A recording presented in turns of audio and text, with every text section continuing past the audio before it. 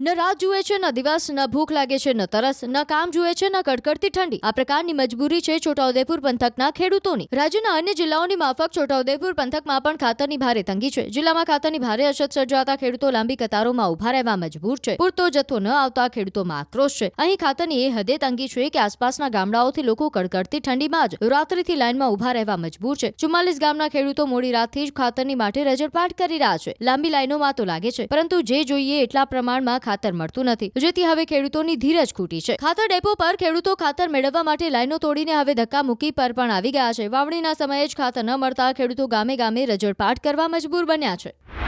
છોટાઉદેપુર જેવા જ દ્રશ્યો સામે આવ્યા હિંમતનગરથી. ગાંભોઈમાં ખાતર માટે ખેડૂતો લાઈન લગાવી રહ્યા છે. શિયાળુ પાક માટે ખાતરની જરૂરિયાત છે, ત્યારે જ ખાતર નહીં મળતા અન્નદાતાને કલાકો સુધી લાઈનમાં ઉભા રહેવા મજબૂર બનવું પડી રહ્યું છે. આ તરફ સાબરકાંઠાના ખેડ બ્રહ્મામાં પણ ખાતર માટે ખેડૂતો રજડ્યા. ખરીદ વેચાણ સંઘ બહાર ખેડૂતોની કતાર લાગી. ખાતર લેવા માટે મહિલાઓ પણ કતારમાં જોડાઈ. અહીં ખાતરની કાળાબજારી થતા હોવાનો ખેડૂતોનો આક્ષેપ છે.